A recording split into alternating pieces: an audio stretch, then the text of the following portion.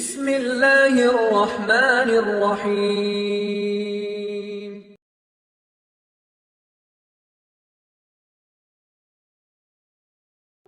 الحمد لله رب العالمين والصلاة والسلام على سيدنا وحبيبنا محمد وعلى آله وأصحابه أجمعين. فضل العشر الأوائل من ذي الحجة. ذو الحج மாதத்துடைய முதல் 10 நாட்களில் சிறப்புகள். கண்ணியத்துக்குரியவர்களே, அல்லாஹ் ரப்புல் ஆலமீன் இந்த சமூகத்திற்கு செய்த மிகப்பெரிய அருள் என்னவென்றால், அல்லாஹ் ரப்புல் ஆலமீன் நன்மையான மாதங்களையும் நன்மையான நாட்களையும் நன்மைகளை அதிகப்படுத்தி தரக்கூடிய விஷயங்களையும் தீமைகளை அழிக்கக்கூடிய காரியங்களையும் அல்லாஹ் இந்த சமூகத்துடைய வாழ்நாளை அல்லாஹ் சுருக்கி இருந்தாலும் அந்த வாழ்நாளுக்குள் அல்லாஹ் அதிகப்படுத்தி தருகின்றான். ரமதான் முடிந்தால் அடுத்த நன்மைகள், அந்த மாதம் முடிந்தால் அடுத்த நன்மைகள் என்று அல்லாஹ் ரப்புல் ஆலமீன் ஒவ்வொரு மாதமும் சில நாட்களை அல்லாஹ் கணக்கிட்டு அந்த நாட்களில் அல்லாஹ் ரப்புல் ஆலமீன் அருள் செய்து மூமின்களுடைய ஈடேற்றத்திற்கு அல்லாஹ் ரப்புல் ஆலமீன் உதவி செய்கின்றான். கண்ணியத்துக்குரியவர்களே, அந்த அடிப்படையில் ரமதானுடைய மாதத்திற்கு பிறகு அல்லாஹ்விடத்திலே மிக கண்ணியமான, அல்லாஹ்விடத்திலே மிக சிறப்பு பெற்ற நாட்களை இன்ஷா அல்லாஹ் நாம் அடையப் போகின்றோம். அந்த நாட்கள் தான் துல்ஹஜ் மாதத்துடைய முதல் 10 நாட்கள். அல்லாஹ் ரப்புல் ஆலமீன் அவனுடைய புத்தகம் அல் குர்ஆனிலே சூரா ஹஜ்ஜுடைய 28வது வசனத்திலே ஹஜ்ஜை பற்றி இப்ராஹிம் அலைஹிஸ்ஸலாம் அவர்களை அறிவிக்க சொல்லுகின்றான். அப்போது அல்லாஹ் ரப்புல் ஆலமீன் ஹஜ்ஜுக்கு வருபவர்கள் செய்யக்கூடிய காரியத்தை பற்றி சொல்லும் பொழுது கணக்கிடப்பட்ட அந்த நாட்களில் அவர்கள் அல்லாஹ்வை புகழ்வார்கள். இமாம் இப்னு அப்பாஸ் ரலியல்லாஹு அன்ஹுமா கணக்கிடப்பட்ட நாட்களில் அல்லாஹ்வை புகழ்வார்கள் என்று அல்லாஹ் கூறுகிறானே, அந்த கணக்கிடப்பட்ட நாட்கள் எதுவென்றால் ஐயாமுல் அஷ்ர் அல் அவாயில் மின் தில் ஹிஜ்ஜா, துல்ஹஜ் மாதத்துடைய முதல் 10 நாளைத்தான் அல்லாஹ் இங்கே குறிப்பிடுகிறான் என்று இப்னு அப்பாஸ் ரலியல்லாஹு அன்ஹுமா அவர்கள் சொன்னார்கள். அல்லாஹ் ரப்புல் ஆலமீன் சூரத்துல் ஃபஜ்ரை ஆரம்பம் செய்கிறார். வல் ஃபஜ்ர் வ லயாலின் அஷ்ர். அந்த 10 நாட்கள் என்று அல்லாஹ் ரப்புல் ஆலமீன் சத்தியம் செய்கிறானே, அது என்னவென்று முஃபஸ்ஸிர்கள் எல்லோரும் விளக்கம் சொல்லும் பொழுது அந்த நாள் துல்ஹஜ் மாதத்துடைய முதல் 10 நாள் என்று பெரும்பான்மையான அறிஞர்கள் விளக்கம் சொல்கிறார்கள்.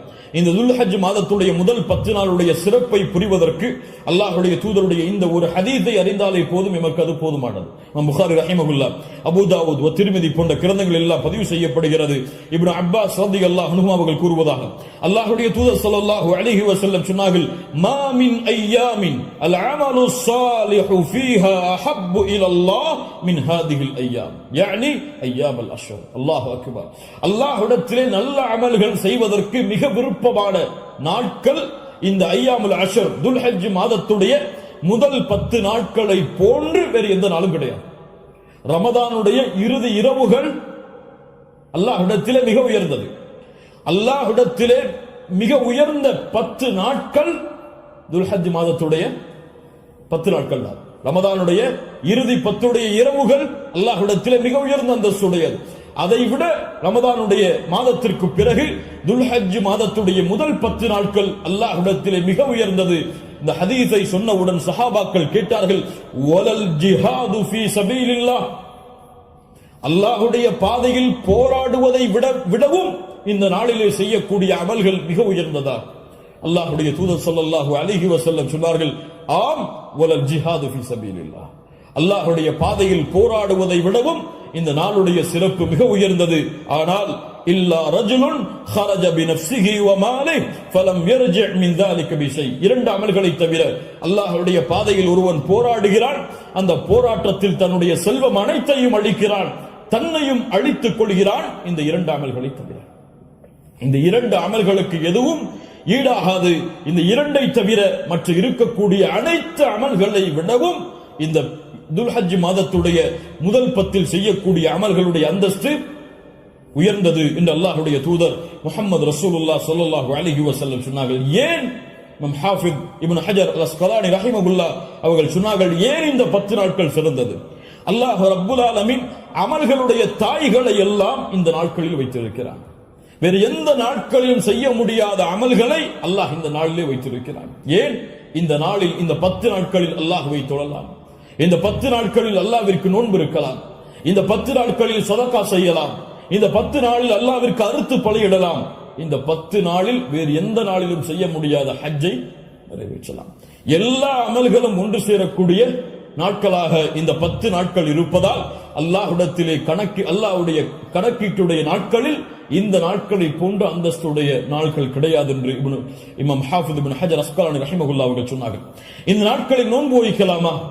இதிலே வரக்கூடிய 10 நாளில் 10வது நாள் நோன்பு வைப்பது ஹராம். ஏன்? ஈதுடைய நாள். இந்த 10வது நாளை தவிர வரக்கூடிய 9 நாளும் நோன்பு வைப்பது சுன்னாவா? முஸ்லிம் ரஹிமஹுல்லாஹ் இல்மை தேடக்கூடிய மாணவர்கள் என்பதால் இந்த விளக்கங்களை கொடுக்கிறேன். முஸ்லிம் ரஹிமஹுல்லாஹ் அவர்கள் சொன்னார்கள், ஆயிஷா ரலியல்லாஹு அன்ஹா அவர்கள் கூறுவதாக, மா ரஅய்து ரசூலுல்லாஹி ஸல்லல்லாஹு அலைஹி வஸல்லம் ஸாயிமன் ஃபில் அஷ்ர் கத்து. கொஞ்சம் குழப்பமா இருக்கும், புரிய முயற்சி.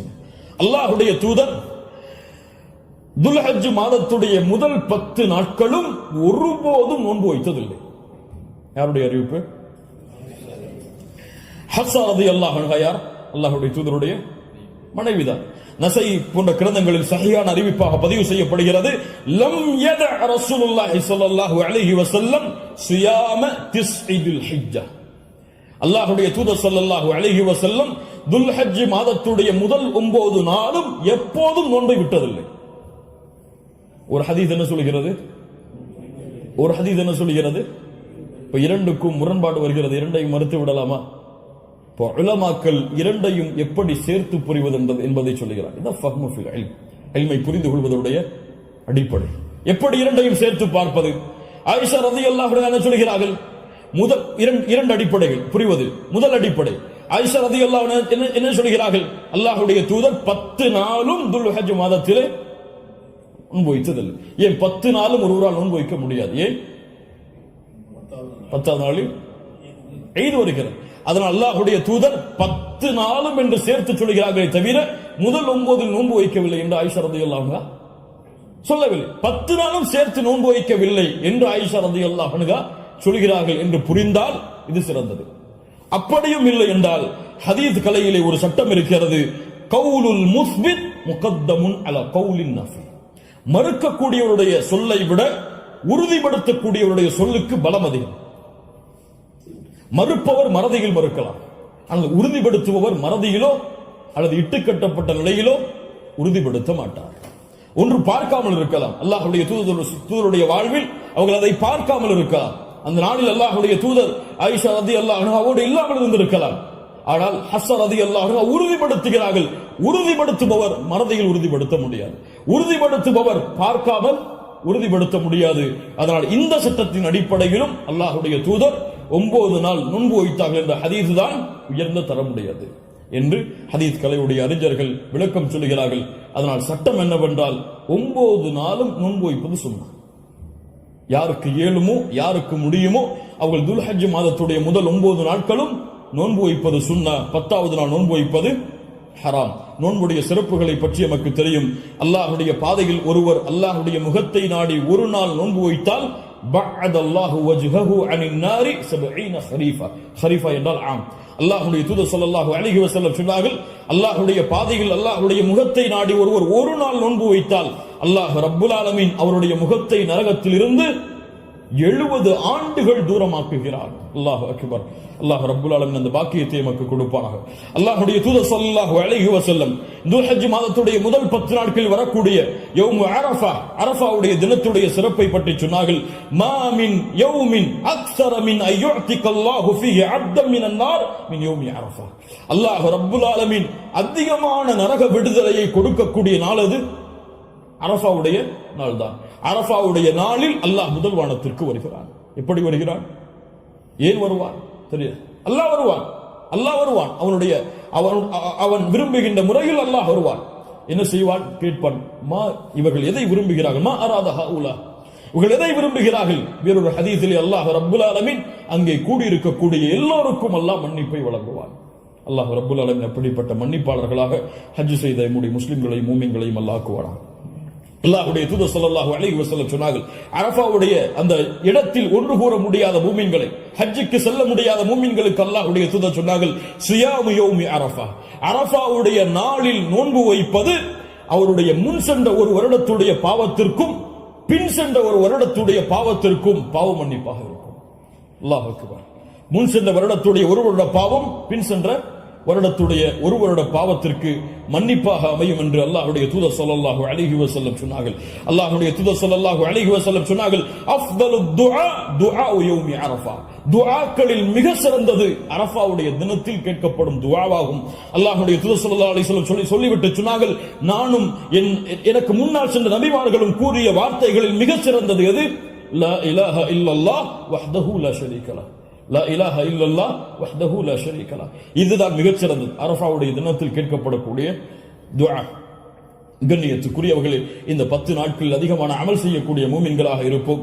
இந்த 10 நாளை எப்படி கண்ணியப்படுத்த வேண்டுமோ அந்த கண்ணியப்படுத்தினால் அல்லாஹ் ரப்புல் ஆலமீன் இந்த நாட்களுக்குரிய கூலியை எமக்கு கொடுப்பான். இறுதியாக சுருக்கமாக 5 நிமிஷம் உதுஹியாவுடைய ஒரு சிறிய சட்டத்தை மட்டும் கூறிவிட்டு இந்த 10 நாட்களில் அடங்கி இருக்கக்கூடிய இந்த உதுஹியா என்ற கடமையுடைய ஒரு சிறிய சட்டம் என்னவென்றால், அல்லாஹ் ரப்புல் ஆலமீன் உதுஹியா என்றால் அல்லாஹ்வுடைய பெயரை கொண்டு அல்லாஹ்வுடைய முகத்தை நாடி ஒட்டகத்தையோ மாட்டையோ ஆட்டையோ யௌமுன் நஹர் யௌமுல் ஈத் அன்று அல்லது அய்யாமுத் தஷ்ரீக் அதற்கு தொடர்ந்து வரக்கூடிய 11, 12, 13 இந்த நாட்களில் அல்லாஹ்வை நெருங்குவதற்காக இந்த 3 விலங்கினங்களையும் அறுத்து பலியிடுதல் தான் உதுஹியா. அல்லாஹ் ரப்புல் ஆலமீன் கூறுகிறான், இன்னா அத்தைனாக அல் கௌசர். அல்லாஹ் ரப்புல் ஆலமீன் நபியே கௌசர் என்ற தடாகத்தை உமக்கு வழங்குகிறான். அதனால் ஃபஸல்லி லிரப்பிக வன்ஹர், அல்லாஹ்வை தொழு, அல்லாஹ்விற்கு அறுத்து பலியிடுங்கள். வன்ஹர் வஸ்ப, அல்லாஹ்விற்கு அறுத்து பலியிடுங்கள் என்று அல்லாஹ் ரப்புல் ஆலமீன் கட்டளையிடுகிறான். இந்த உதுஹியாவுடைய விஷயத்தில் உலமாக்கள் மத்தியிலே கருத்து வேறுபாடு இருக்கிறது. சில உலமாக்கள் சொல்கிறார்கள், உதுஹியா என்பது வாஜிப், அதை விட்டால் பாவம். உதுஹியா வாஜிப், அது விட்டால் பாவம். ஆனால் ஜும்ஹூர் அஹ்லுல் இல்ம் உலமாக்களுடைய ஒட்டுமொத்த கூட்டத்துடைய கருத்து என்னவென்றால், பெரும்பான்மையான உலமாக்களுடைய கூட்டத்துடைய கருத்து என்னவென்றால், உதுஹியா சுன்னah, விட்டால் மக்ரூஹ், விட்டால் வெறுக்கத்தக்கது. அல்லாஹ்வுடைய தூதர் தங்களுடைய இறுதி 10 ஆண்டுகளில் ஒருபோதும் உதுஹியாவை தாங்கள் கரத்தால் அறுப்பதை விடவில்லை. இது சுன்னah, ஆனால் விட்டால் பெரும்பாவம் கிடையாது, வெறுக்கத்தக்கது. கண்ணியத்துக்குரியவர்களை யாருக்கு அல்லாஹ் வசதி செய்திருக்கிறானோ அவர்கள் எவ்வளவு விலங்கின அந்த ஆடுகளையோ மாடுகளையோ ஒட்டகங்களையோ அறுத்து பலியிட முடியுமோ அவர்கள் அறுத்து பலியிடலாம். ஒருவருக்கு ஒரு ஆடுதான். ஒரு மாட்டை ஒருவர் முழுவதாக அறுப்பதற்கு அவருக்கு செல்வம் இருந்தால், வசதி இருந்தால் அறுக்கலாம். அல்லது அந்த மாட்டை 7 பேர் பங்கு கொள்ளலாம். ஒட்டகமாக இருந்தால் அவர்களும் அதில் 7 பேர் பங்கு கொள்ளலாம்.